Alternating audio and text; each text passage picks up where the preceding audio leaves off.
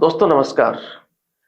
ये वीडियो बनाते समय आज मेरा मन द्रवित है और दुखी है।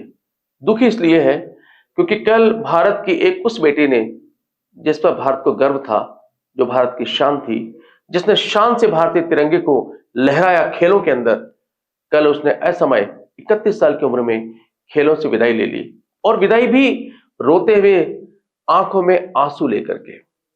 मैं बात कर रहा हूं साक्षी मलिक की। साक्षी मलिक ने क्यों विदाई ली, क्यों उसकी आंख में आंसू थे, इस पर बात करने के पहले देखिए ये उनकी विदाई का वीडियो। और एक बात और कहना चाहूंगी कि लड़ाई लड़ी, पूरे दिल से लड़ी, लेकिन अगर प्रेसिडेंट बृजभूषण जैसे आदमी जैसा ही रहता है, उसका बिल्कुल सहयोगी है, उसका बिजनेस पार्टनर है, वो अगर इस फेडरेशन में रहेगा तो मैं अपनी कुश्ती को त्यागती हूँ और मैं आज के बाद कभी भी आपको वहां नहीं दिखूंगी। तो बस सभी देशवासियों को धन्यवाद जिन्होंने आज तक इतना मेरा सपोर्ट किया और मुझे इस मुकाम तक पहुंचाया। धन्यवाद।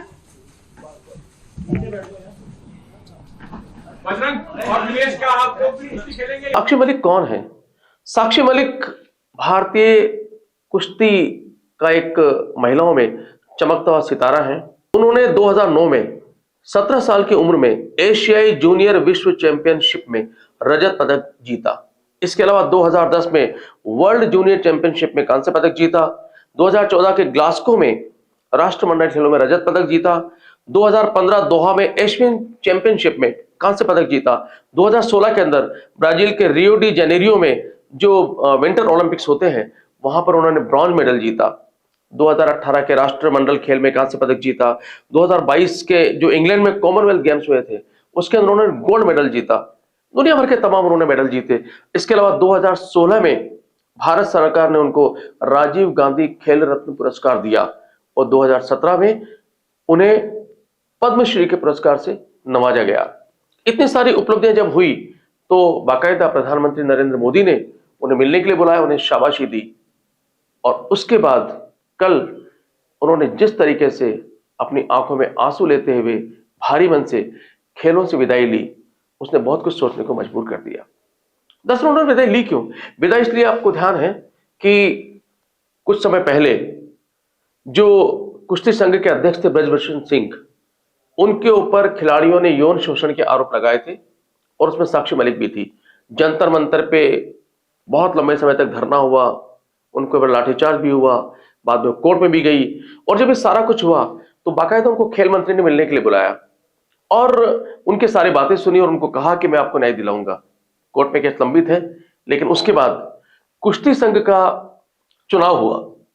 उस चुनाव के अंदर जो बृजभूषण सिंह है, जिन पर सारे आरोप थे, उनके दाहिने हाथ कह सकते हैं, खास आदमी कह सकते हैं, संजय सिंह, वो खड़े हुए और उनके ठीक सामने अगेंस्ट खड़ी हुई 2010 में कॉमनवेल्थ गेम में गोल्ड मेडल जीत चुकी अनिता श्योराण, जो कि बृजभूषण सिंह के खिलाफ एक गवाह भी हैं यौन शोषण केस के अंदर। चुनाव का परिणाम आया तो संजय सिंह जीत गए। इसका मतलब कि परोक्ष रूप से बृजभूषण सिंह का वापस से दबदबा हो गया और उसके तुरंत बाद एक पोस्टर सामने आया। वो पोस्टर में बृजभूषण सिंह की बाकायदा फोटो थी और उसके अंदर लिखा हुआ था, दबदबा है, दबदबा रहेगा। और जब अनिता श्योराण हार गई, जब ये पोस्टर आ गया, दबदबा है, दबदबा रहेगा, तो इन भारत के शान रहे खिलाड़ियों को लगा अब उन्हें न्याय नहीं मिल सकता। अब वो जिस बेटियों की लड़ाई लड़ रहे थे, उस लड़ाई में उन्होंने एक तरह से परोक्ष रूप से, न्यायालय भले ही केस लंबित है, अपनी हार मान ली और बेहद दुखी मन से खेलों से अपने आप को विदा कर लिया। चलते चलते आपको ये बता दें कि जो संजय सिंह है, जो भारतीय कुश्ती संघ के अध्यक्ष बने हैं, वो कौन है? संजय सिंह सबसे पहले 2008 में वाराणसी कुश्ती संघ के जिलाध्यक्ष बने थे। उसके बाद यूपी में साल 2009 में जब कुश्ती संघ बना तो बृजभूषण शरण सिंह उसके प्रदेश अध्यक्ष बने और संजय सिंह ने उपाध्यक्ष की जिम्मेदारी संभाली। मौजूदा समय में वाराणसी कुश्ती संघ के अध्यक्ष संजय सिंह, इसके अलावा वो कुश्ती संघ के राष्ट्रीय संयुक्त सचिव की भी जिम्मेदारी निभा रहे हैं।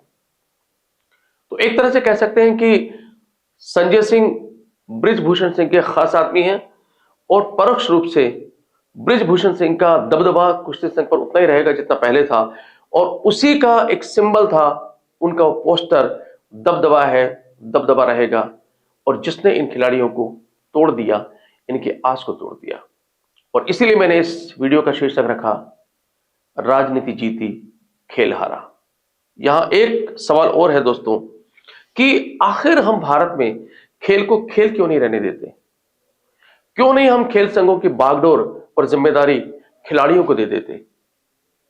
क्या खिलाड़ियों से बेहतर राजनेता चला सकते हैं खेल संघों को? चाहे वो क्रिकेट हो, चाहे हॉकी हो, चाहे कोई और खेल हो। लेकिन भारतीय राजनीति ऐसी है, जब तक भारतीय राजनीति का प्रारूप ही रहेगा, खेल संघों पर राजनीतिकों का दबदबा रहेगा, तब तक किसी साक्षी मलिक की आंख से आंसू निकलते रहेंगे और इसी तरह से हमारे होनहार खिलाड़ी असमय रिटायरमेंट लेते रहेंगे। फिलहाल इस वीडियो में इतना ही। अगले वीडियो में फिर आपसे मुलाकात होगी। तब तक के लिए मुझे दीजिए इजाजत। नमस्कार।